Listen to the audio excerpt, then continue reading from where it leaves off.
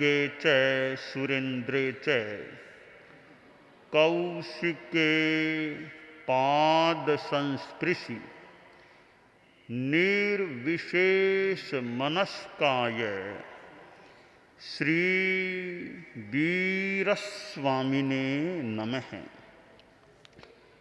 सूयगढ़ो आगम में कहा गया है, जहाँ आशा वीणिम नावम जाई अंधो दुरूहिया इच्छई पारमागंतुम अंतराले विशीयई एवं तु समणा एगे मिच्छदिट्ठी अनारिया संसार पार कंखीते संसारम अणुपर्यटन्ति। शास्त्रकार ने बताया है, कोई मिथ्या दृष्टिकोण वाला अनार्य, भले वह श्रमण के रूप में भी हो, जो मिथ्या दृष्टि वाला है वह कोई संसार से पार पाना चाहता है तो वो भले मिथ्या दृष्टिकोण के अनुरूप प्रयास भी कर ले, पर वो संसार का पार जब तक मिथ्या दृष्टि में रहेगा प्राप्त नहीं कर सकता। कैसे? शास्त्रकार ने उदाहरण दिया कि जाई अंधो, एक जात्यंध यानी जन्मांध आदमी है,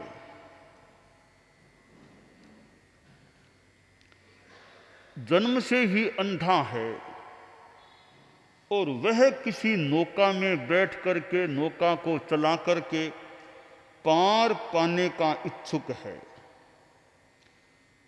किसी तरह नौका में बैठ भी गया मान लो, अब वो सोचता है मैं नौका को संचालित कर पार पा जाऊंगा, उसका पार पा जाना असंभव या मुश्किल है, तो बीच में ही कहीं डूब सकता है। क्यों डूब सकता है?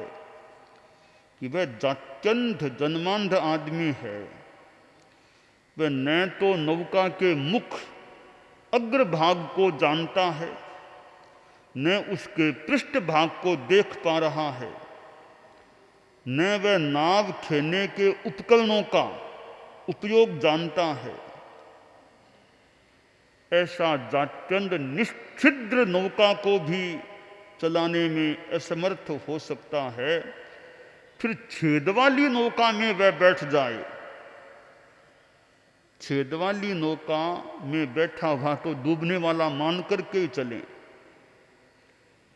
और ऐसी नौका जिसके कोष्ठ चार दीवारी नहीं किया गया है या जिसका कोष्ठ भग्न हो गया है, उसे आश्राविणी नौका कहते हैं। तो जन्मांध आदमी आश्राविणी नौका में बैठ गया है, वो डूबने वाली नौका है। यह सामान्यतया संभावित है, क्योंकि वो मूल में खुद भी जन्मांध है और नौका भी ऐसी ही है। इसी प्रकार मिथ्या दृष्टिकोण वाला व्यक्ति उस जन्मांध की तरह होता है। वह जन्मांध साधु का वेश ले भी लिया तो जैसे वो जन्मांध तो है ही, मिथ्या दृष्टि होना जन्मांध होना एक तुलना की बात हो गई।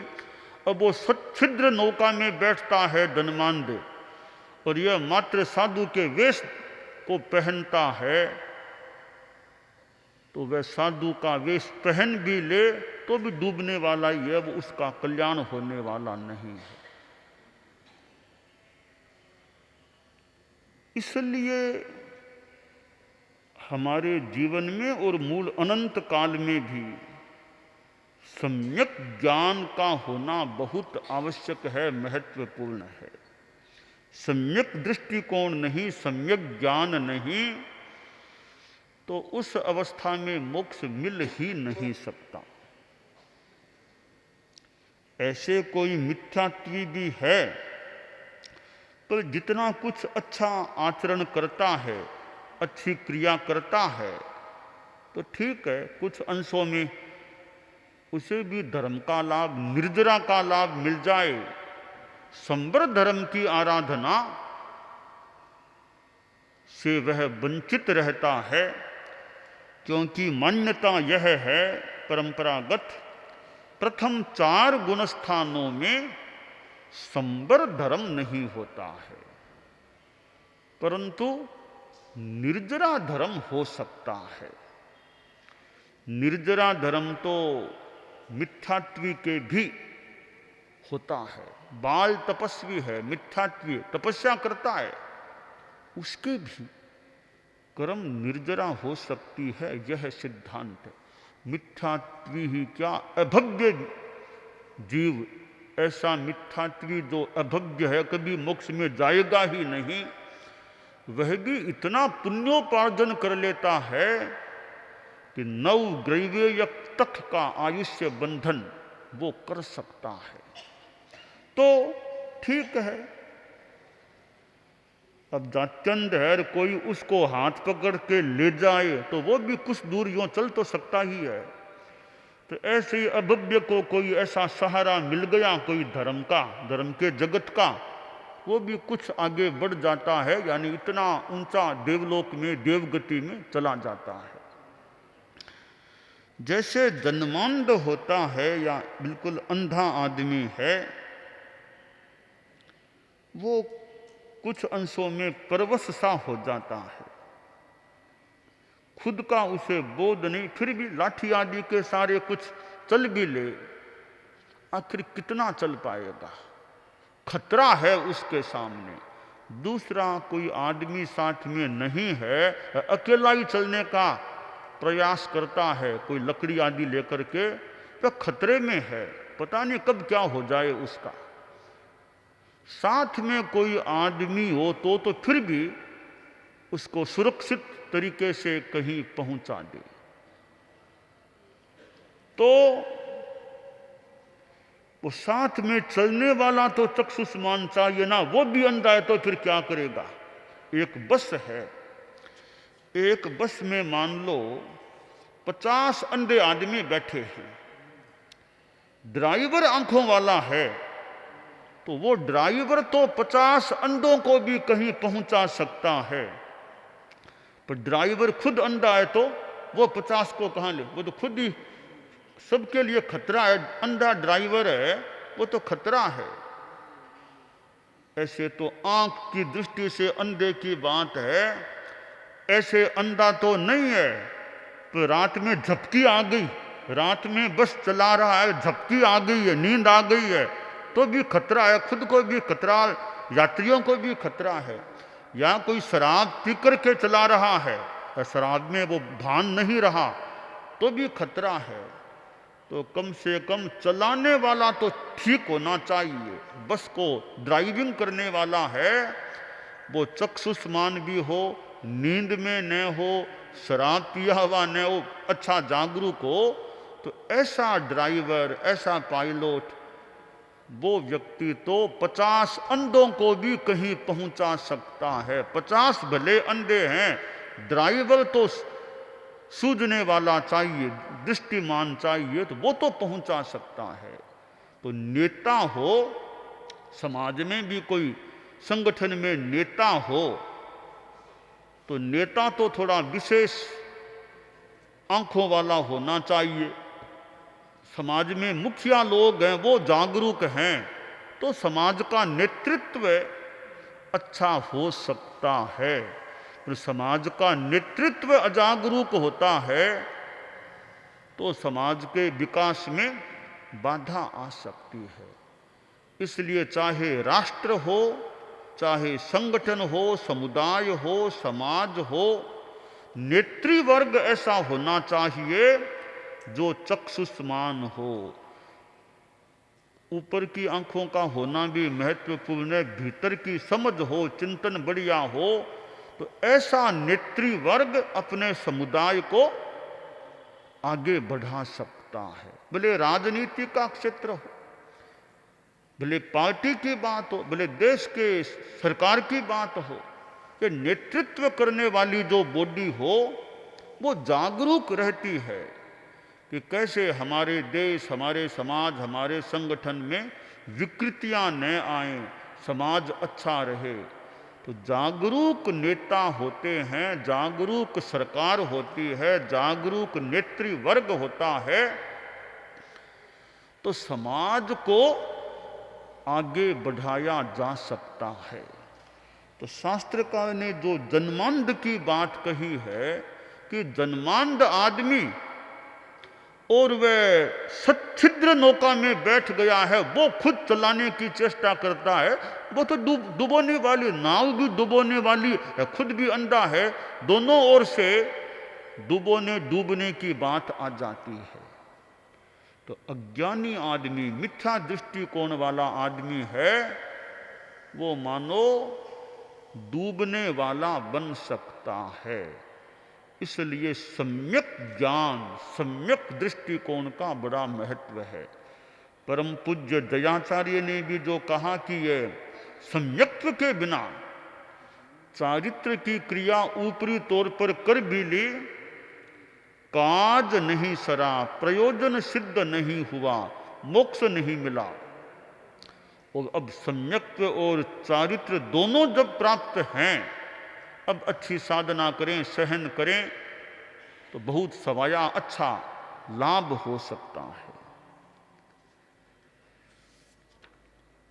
अज्ञानता एक प्रकार की अंधता होती है, और इसलिए ये जो प्रवचन होते हैं या जो साहित्य को पढ़ने की बात है, इनसे अज्ञानता दूर हो सकती है। बड़े बड़े ज्ञानी संत लोग हैं, उनके सामीप्य में आए, कुछ सुने, तो सुनने वाले की अज्ञानता दूर हो सकती है। तो ये धर्म गुरु या संत लोग हैं, वे जगह जगह जो प्रवचन करते हैं चतुर्मास में, विशेषतया शास्त्र आदि के आधार पर भी प्रवचन होता है, तो ये प्रवचन है वो अज्ञान को दूर करने का एक उपाय है। इसीलिए तो संस्कृत में जो कहा गया, अज्ञान तिमिरांधानाम ज्ञानांजन शलाकया चक्षुरुन्मीलितं येन तस्मै श्री गुरवे नमः, कि अज्ञान के अंधकार से जो अंधे बने हुए लोग हैं, उनको ज्ञान की अंजन शलाका से जो उनके नेत्र को, भीतर के नेत्र को खोल देते हैं, जिसने खोले हैं, ऐसे गुरु को नमस्कार है। तो गुरु का इसलिए महत्व है कि वे अंधकार को दूर करने का काम करते हैं। संस्कृत में कहा गया है, गु शब्दस्त्वंधकारे स्यात्, रु शब्दस्तन निवारक है, अंधकार निरोधत्वात् गुरु रित्य विधीयते। कि गुरु क्यों कहा जाता है? गुरु का एक अर्थ है बड़ा, भारी, जो बड़ा है वो गुरु है। एक दूसरा अर्थ अक्षरों के आधार से किया गया है कि गु, रु, गु का अर्थ है अंधकार, रु उसको दूर करने वाला, जो अंधकार को दूर करते हैं वे गुरु होते हैं। तो इसीलिए गुरु धारणा में एक गुरु को भी स्वीकार किया जाता है कि सद्गुरु मिल जाए, त्यागी गुरु मिल जाए, ज्ञानी गुरु मिल जाए, तो उनसे अच्छा पथ दर्शन प्राप्त हो सकता है। गुरु ज्ञानी भी हों और साथ में त्यागी संयमी भी हों, वे गुरु बहुत महान होते हैं। तो त्याग संयम है गुरु में, चारित्र हो, साथ में सम्यक ज्ञान भी हो, या कुछ बता सकें, ऐसे गुरु हों, तो उन गुरुओं से सम्यक ज्ञान की प्राप्ति हो सकती है, सम्यक दिशा निर्देश मिल सकता है। तो गुरु दूसरे की आंख खोल दे, गुरु के बताए बताए चलना एक बात है, शिष्य में स्वयं में भी एक ज्योति उपलब्ध हो जाए वो खास बात। आचार्य बैठे थे, कई शिष्य थे, एक छोटा साधु था 10-1 बरस का, सीखना नहीं करता, पढ़ने में रुचि नहीं लेता। तो आचार्य ने कहा वत्स थोड़ा अध्ययन किया करो, पढ़ा करो, ज्ञान को बढ़ाओ। थोड़ा चपल था, थोड़ा गुरु के थोड़ा सा मुंह लगा सा भी था कि गुरुदेव मुझे क्या जरूरत है ज्ञान की, आप जैसे ज्ञानी गुरु मुझे प्राप्त हैं, जो कुछ पूछना होगा तत्काल आपसे पूछ लूंगा, मुझे क्या जरूरत है अध्ययन करने की, शास्त्रों को पढ़ने की, आप विराजे ही है ना, मुझे क्या जरूरत है। मुझे भूल न हो तो स्मरण हो गया आचार्य तुलसी का। आचार्य श्री तुलसी एक बार विराजे थे, यूं संभवतः पश्चिम रात्रि की बात है, हम लोग संत लोग बैठे थे, तो गुरुदेव ने कहा साधुओं तुम लोग तत्वज्ञान में विकास करो, तत्वज्ञान का विकास करो, तत्वज्ञान का विकास करो। तो एक वाक्य फरमाया कि हम सदा नहीं रहेंगे, हम सदा नहीं रहेंगे, तुम लोग तत्वज्ञान में आगे बढ़ो।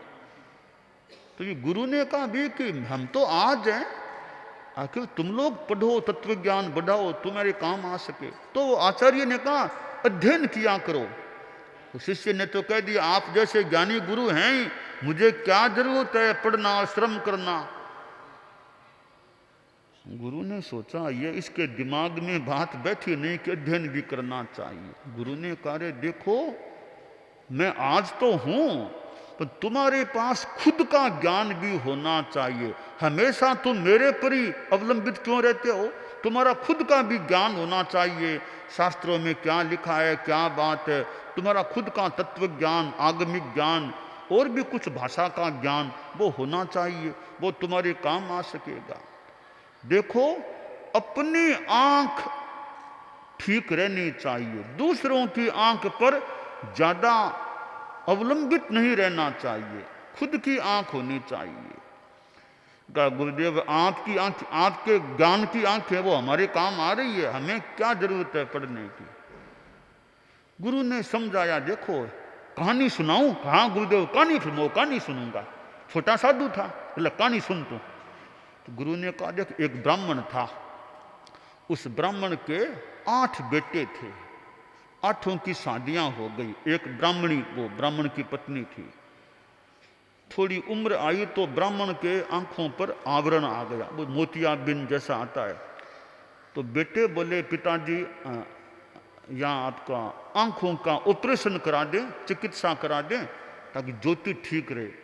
तो ब्राह्मण बोला रे अब मुझे क्या जरूरत है आंखों की, क्या जरूरत है, तुम 8 बेटे हो, 8 तुम्हारी बहुएं हैं, एक तुम्हारी माँ है, तुम कुल 17 हो, 17 की 2-2 आंखें, 34 आंखें हो गई। ये 34 आंखें मेरी ही तो आंखें हैं, ये 2 आंखें नहीं भी रही तो क्या फर्क पड़ेगा, ये 34 आंखें तो है ही हैं। बड़ा बेटा बोला पिताजी ठीक है हम लोग हैं, पर आपकी खुद की आंखें ठीक रहनी चाहिए, आंखों से दिखना, ज्योति ठीक रहनी चाहिए। नहीं नहीं क्या जरूरत है, तुम 17 हो, 34 आंखें हैं, क्या जरूरत है। वो नहीं माना। पिता को सोचा फिर कभी कहेंगे, एक बार बात छोड़ देते हैं, बात को छोड़ दिया। एक अवसर आया, कोई त्योहार का दिन था, तो 8 बहुएं अपने अपने, जैसे रक्षाबंधन जैसा कोई आ गया होगा, 8 बहुएं अपने पीहल चली गई भाइयों के राखी बांधने के लिए। 8 बेटे थे, वो भी त्योहार था तो बाहर कोई बाजार में और में ऐसे निकल पड़े। अब वो ब्राह्मण था, वो ब्राह्मणी 2 ही 2 थे। अकस्मात कोई शॉर्ट सर्किट हुआ, क्या हुआ, घर में आग लग गई, भयंकर आग लग गई। तब तक उस ब्राह्मण की आंखों की ज्योति पूर्णतया जा चुकी थी, एकदम आवरण आ गया था। तो ब्राह्मणी थी, वो तो सोचा रही आग लग गई, तत्काल अपने जो गहने थे उनको निकाल के गहनों को लेकर के बाहर चले गए। वो ब्राह्मण अकेला एक कमरे में सोया हुआ था, उसको पता भी नहीं पड़ा, थोड़ा पता पड़ा तो अंधा सा था, पता नहीं किधर जाऊं क्या जाऊं, तो आग उसको, ब्राह्मण को चपेट में आग ने ले लिया। थोड़ी देर में जीवित ब्राह्मण का दाह संस्कार सा हो गया, भस्मीभूत हो गया। बाद में वो बेटों को बुलाया गया, बेटे आए, बहुएं भी आगे, देखा अभी आग लग गई। तो बेटे बोले पिताजी कहाँ है, पिताजी को? ब्राह्मणी बोली, रे तुम्हारे पिताजी को मैं भूल ही गई, मैं तो बाहर आ गई गहने लेकर के, उनको तो भूल गई। ध्यान दिया, देखा तो पिताजी का तो जीवित ही दाह संस्कार हो गया था, यानी राख हो गए थे। तो गुरु ने कहा, देख उस ब्राह्मण के आंखें होती तो वो खुद बाहर निकल जाता, बचाव कर सकता था, आंखें नहीं थी, भस्मीभूत हो गया। इसी प्रकार तुम्हारा अपना ज्ञान होगा तो जीवन में तुम सही रास्ते पर चल सकोगे, मेरे भरोसे रहोगे, मैं हमेशा थोड़ी तेरे साथ रहूंगा। तो खुद को ज्ञान करना चाहिए। शिष्य को बोध मिला कि ठीक है, ज्ञान खुद का बढ़ना चाहिए। अब शिष्य अध्ययन में लग गया। तो खुद का ज्ञान, सम्यक दृष्टिकोण होता है तो आदमी को सम्यक चारित्र की दिशा में भी आगे बढ़ाने वाला बन सकता है। तो हम अपने जीवन में सम्यक ज्ञान को पुष्ट रखने का या पाने का प्रयास करें, यह काम्य है।